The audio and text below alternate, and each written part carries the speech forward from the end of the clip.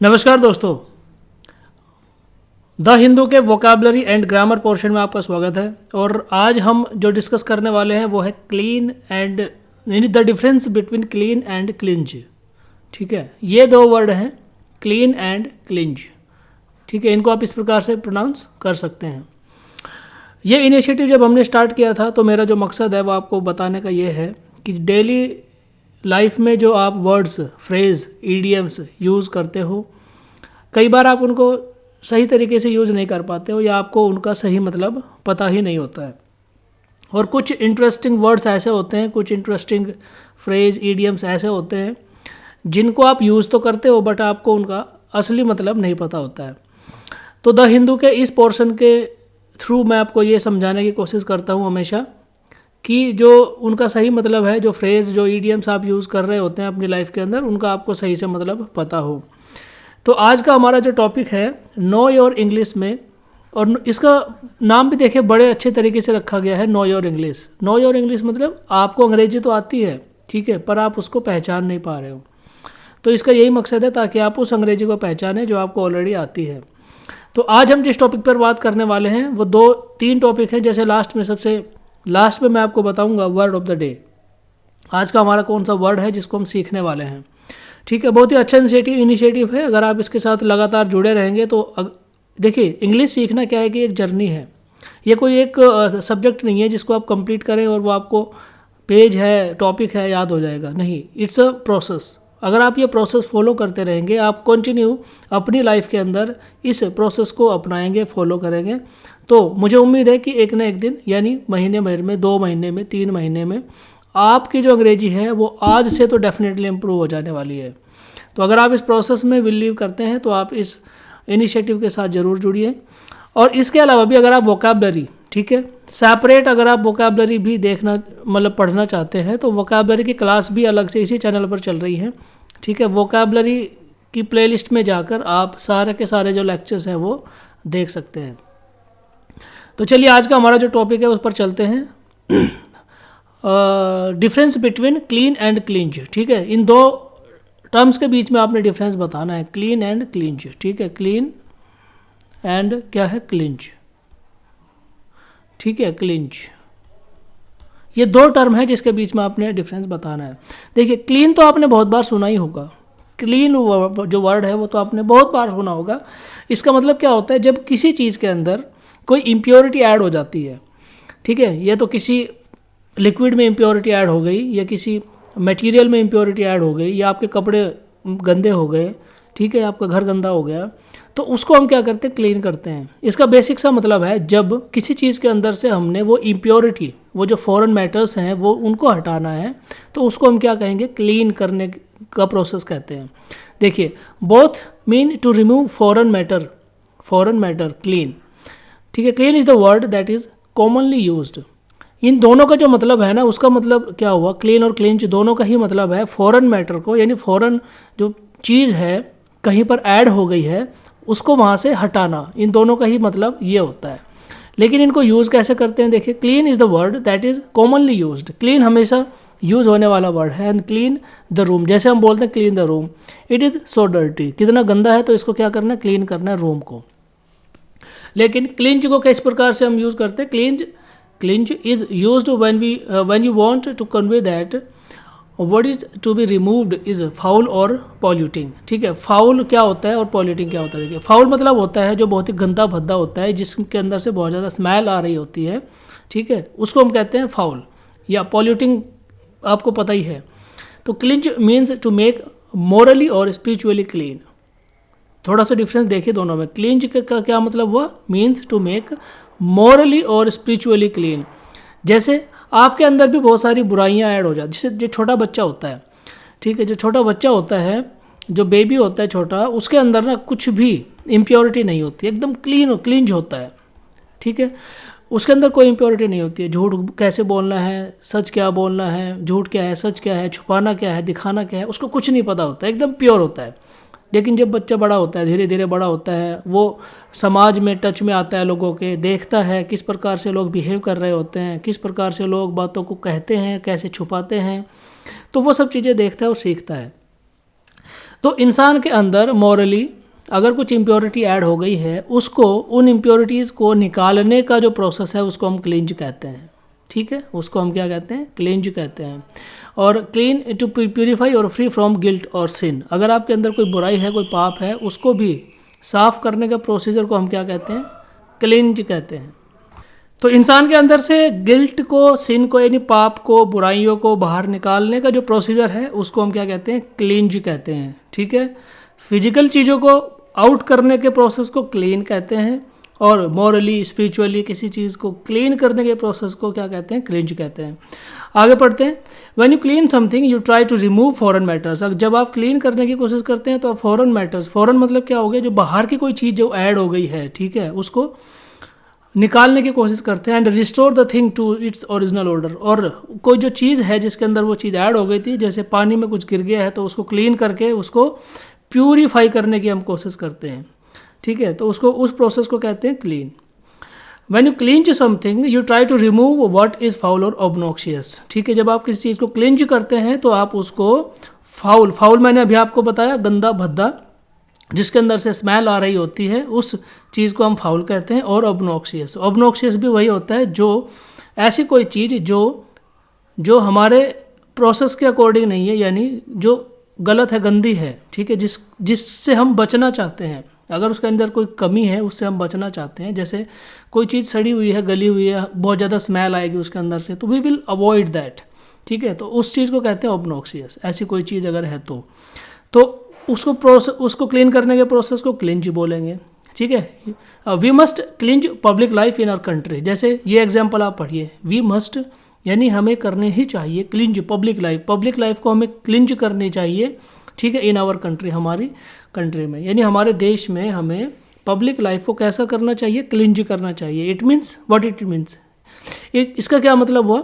इसका मतलब ये हुआ कि पब्लिक लाइफ एकदम प्योर, एकदम सिंपल होनी चाहिए, उसके अंदर कोई भी मिलावट नहीं होनी चाहिए, बहुत ज़्यादा बुराई उसके अंदर नहीं होनी चाहिए, बिल्कुल भी नहीं होनी चाहिए।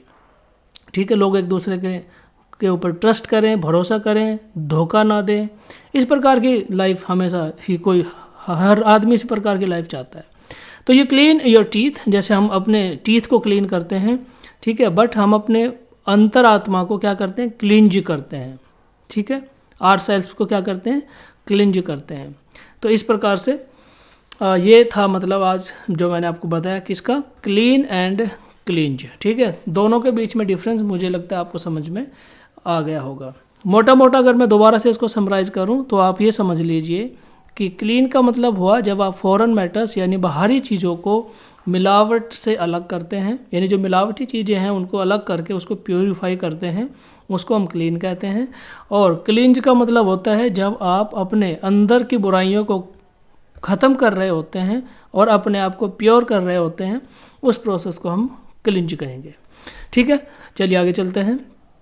यहाँ पे पूछ रहे हैं कि what is the difference between किस में? Walkout and boycott. ठीक है, वॉकआउट भी आपने सुना होगा एंड बाइकआउट भी आपने सुना होगा। देखिए वॉकआउट क्या होता है आपने बहुत बार पार्लियामेंट की प्रोसीडिंग्स में सुना होगा कि ऑपोजिशन ने क्या कर दिया? वॉकआउट कर दिया। ठीक है, और बाइकआउट आपने बहुत बार, जैसे हमारा जो फ्रीडम मूवमेंट था उसके अंदर आपने बहुत बार ये बात सुनी होगी कि हमने, यानी इंडियंस ने, भारतीयों ने अंग्रेज़ों के जो सामान था उसका क्या किया? बाइकआउट किया। तो दोनों में डिफरेंस हमें जानना है कि वॉकआउट एंड बाइकआउट में क्या डिफरेंस है। To walkout is to leave suddenly and angrily. जब हम वॉकआउट करते हैं तो हम उस जगह को, उस स्थान को अचानक से, सडनली एंड एंग्रीली, गुस्से में छोड़ देते हैं। स्पेशली एज प्रोटेस्ट और स्ट्राइक, यानी स्पेशली प्रोटेस्ट या स्ट्राइक करने के लिए। ठीक है, when the speaker refuse to accept, ये कह रहा है एग्जाम्पल के थ्रू, अब मैं ये समझाने की कोशिश कर रहा है कि जब व्हेन द स्पीकर यानी assembly speaker refuse to accept, refuse कर दिया, मना कर दिया, accept the suggestion of the leader of the opposition, यानी जब स्पीकर ने लीडर ऑफ द अपोजिशन के सजेशंस को मानने से मना कर दिया तो जो अपोजिशन है उन्होंने क्या किया? वॉकआउट कर दिया ऑफ द हाउस, हाउस से वॉकआउट कर दिया। ठीक है, तो वॉकआउट आपको समझ में आ गया। ही walked out of the meeting in protest, ठीक है, यानी अगर कहीं पे मीटिंग चल रही है, दो पक्षों में आपस में सुलह होने की बात हो रही है, लेकिन एक पक्ष को बात समझ में नहीं आती, उसको गुस्सा आ जाता है, वो वहाँ से क्या करता है, चला जाता है, तो हम कहेंगे कि he walked out of the meeting in protest. ठीक है, अब आते हैं बाइकआउट पर। To boycott is to refuse to do business. देखिए, बाइकआउट का मतलब है कि आप उस मीटिंग में, उस असेंबली में आप शामिल ही नहीं हो रहे हो, आप वहाँ पर शामिल ही नहीं होने जा रहे हो। उसके पहले ही आपने मना कर दिया है कि हम उस मीटिंग में शामिल ही नहीं होंगे, हम पार्लियामेंट के अंदर प्रोसीडिंग्स में जाएंगे ही नहीं। तो ये मतलब होता है बाइकआउट का।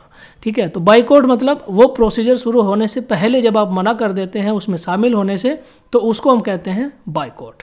ठीक है, तो ये है as a way of showing disapproval and opposition. आप किसी चीज़ को या किसी घटना को जब आप अपोज करने के लिए, डिसअप्रूव करने के लिए आप उसमें शामिल नहीं होते हैं, तो उसको हम कहेंगे बाइकआउट।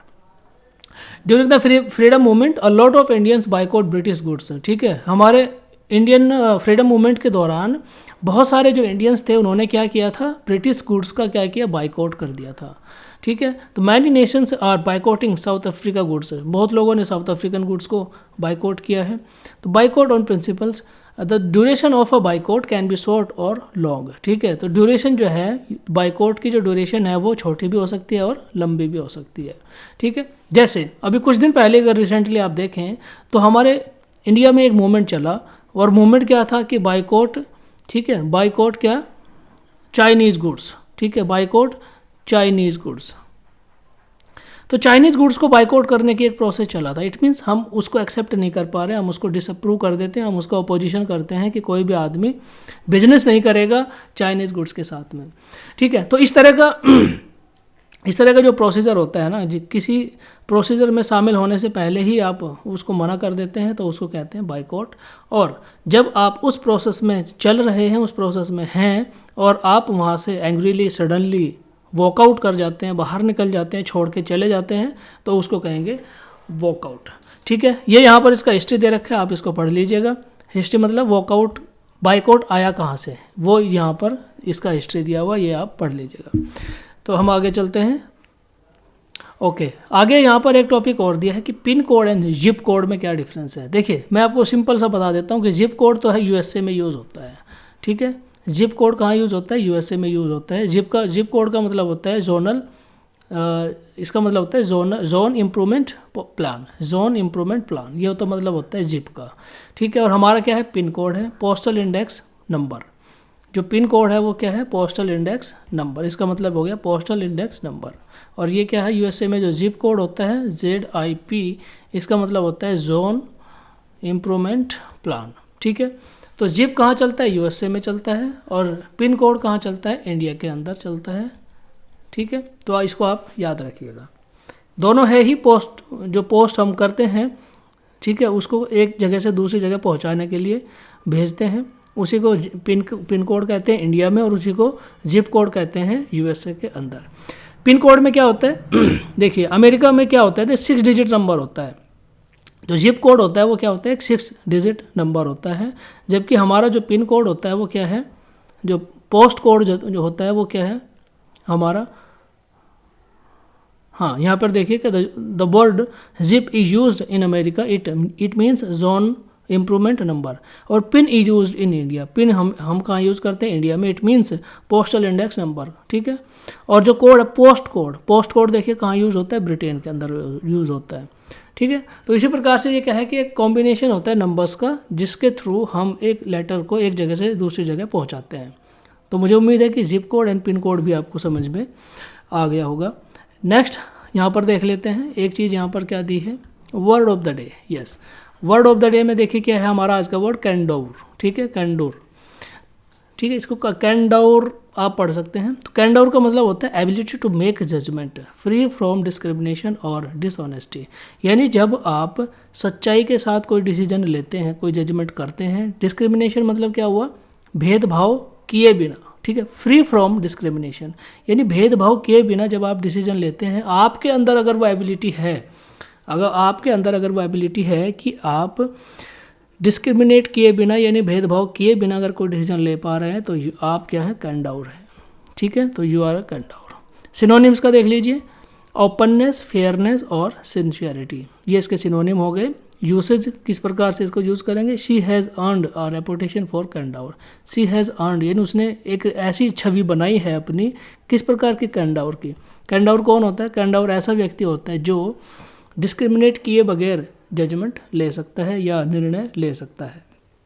ठीक है, बहुत सारे राजा महाराजाओं के साथ आप इसको ऐड कर सकते हैं, बहुत सारे जजेस के साथ आप इसको ऐड कर सकते हैं, आप अपनी पर्सनल लाइफ में अपने मदर, फादर या किसी और के साथ भी इसको ऐड कर सकते हैं। तो कैंडावर मतलब हुआ कि जब आप फ्री होकर यानी बायस्ड ना होकर एकदम अनबायस्ड तरीके से आप डिसीजन लेते हैं, दैट इज़ कॉल्ड कैंडावर। तो दोस्तों ये था आज का हमारा सेशन, जिसमें मैंने आपको 3 और 4 टॉपिक मैंने आज आपको बताए। मुझे उम्मीद है कि ये आपकी लाइफ में वैल्यू एडिशन करेगा और आपकी लाइफ को और ज़्यादा बेहतर बनाने की कोशिश हमेशा ही करता रहेगा ये वाला सेशन। तो नो योर इंग्लिश में फ़िलहाल इतना ही है। देखने के लिए धन्यवाद। जय हिंद।